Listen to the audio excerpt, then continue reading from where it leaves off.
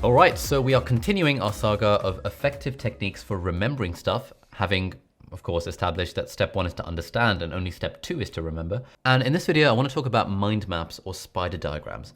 Now, the basic idea is that you have a concept in the middle of your page, and then you have like the branches of that concept sort of going out from the middle.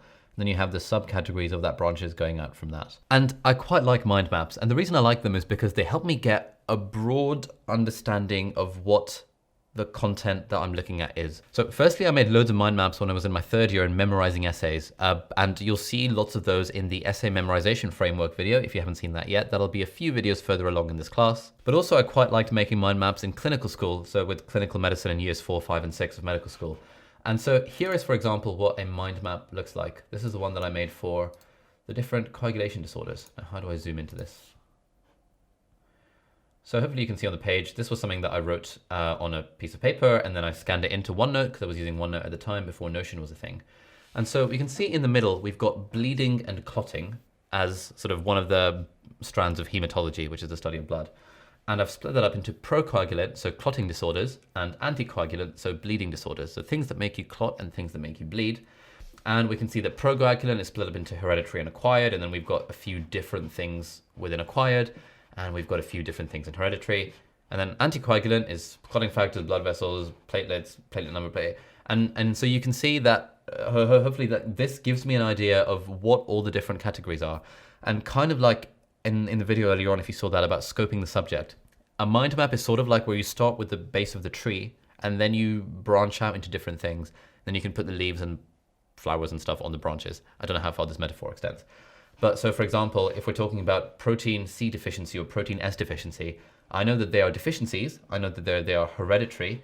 I know they're procoagulant, so they make you clot. And I know they're sort of within this branch of clotting hematology disorders. Equally, if I was thinking of DIC, which stands for disseminated intravascular coagulopathy, that would be here in my mind map. I know it's a non-immune cause of platelet destruction, which ultimately reduces platelet number, which is ultimately an issue with the platelets that causes us to bleed a little bit more than is ideal. And so this is sort of what a mind map looks like. And I think this is great because otherwise, like, you know, I'll use the example of med school, but apply this to whatever subject you're doing.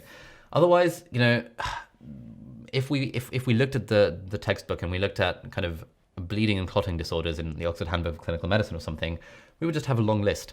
And I think having it in this sort of mind map format makes it really obvious, at least for me in my head, like where the thing fits into the bigger picture. And this is something that I talk about a lot that I think is really helpful to keep in mind, that no one really explicitly tells us that whenever we are learning anything, we want to first understand where it fits into the bigger picture, which sort of goes hand in hand with scoping the subject. So this is one example of a mind map. Oh, perfect. I'll use one-page syllabus. I was a big fan of putting entire syllabuses onto a single page because then I could see everything that was going on. So this is my mind map for pediatrics. So we've got pediatrics, it's split up into respiratory, gastro, cardio, derm, safeguarding, neonates, emergency, syndromes, cancer, and other. So loads of different categories within pediatrics. And then those, like I've just basically put the whole syllabus on one single page so that if I am revising pediatrics, for example, I can just look at this and I can go one at a time. I can be like, okay, do I know everything about bronchiolitis, asthma, viral wheeze, croup and epiglottitis, CF, cystic fibrosis, and pneumonia? Okay, cool, that's fine. I'm done with respiratory. Let me look at gastro. Right, do I know about inflammatory bowel disease? Do I know about functional abdominal pain? Do I know about necrotizing enterocolitis? Do I know about Hirschsprung's disease?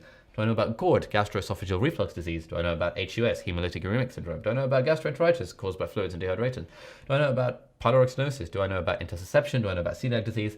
These are all the gastro-related things within pediatrics. So firstly, what I can do is I can look at the mind map and then try and active recall everything I know about these things, and then I can highlight the stuff that I didn't know and look it up. So that was one way that I would do this stuff. But secondly, what I can do is I can turn this over or get a blank piece of paper and see if I can recreate the syllabus from scratch. So I can be like, right, pediatrics, right, we're going to look at respiratory. What are all the pediatric respiratory conditions that I know of? And I will sit there and active recall the stuff. So I'll be like, I know that cystic fibrosis is a thing. I know that asthma, bronchiolitis, croup, epiglottitis, viral wheeze. Is there anything else within peds respiratory? And I'll be like, okay, I can't remember. And then I'll look at this thing and see, oh, damn, pneumonia. Obviously, pneumonia is obvious, but I didn't think of that as being a respiratory pediatric thing. But then I'll add that to my mind map. So I use mind maps for all different sorts of things, but A, like I said, they help with understanding where stuff fits into the bigger context as a whole.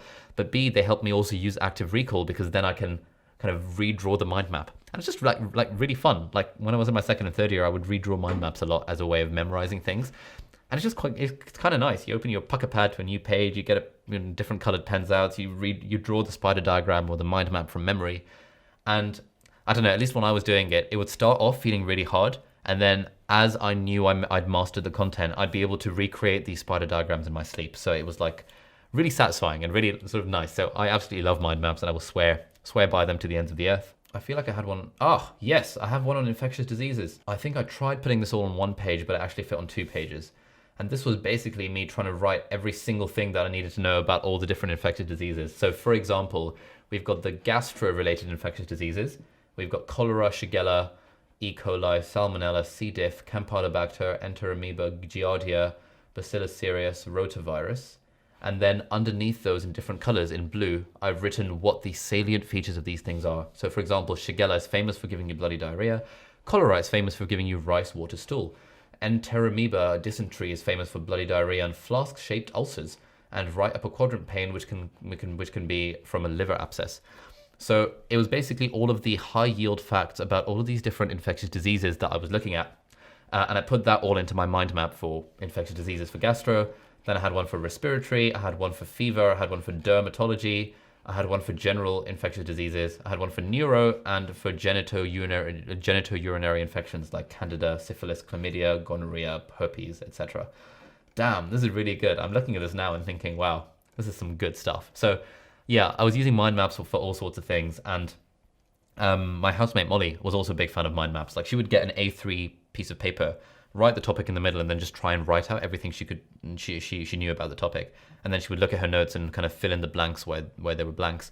And she would just kind of draw out each diagram a few times over the course of the term.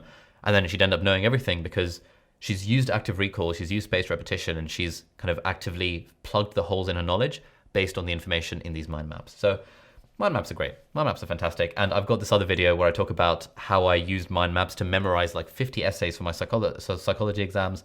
And using that technique, I was able to at least win the prize for, best exam performance, even though I ranked second. It was joint, even though I ranked second in the year, which is a bit annoying. I wanted to come first, but oh well, won the prize anyway. I think it was mostly down through memorizing essays using Anki and memorizing essay structures using spider diagrams or mind maps. So mind maps are amazing. Would recommend them for everything. I think they're great. Thanks for watching, and see you in the next video. Bye-bye.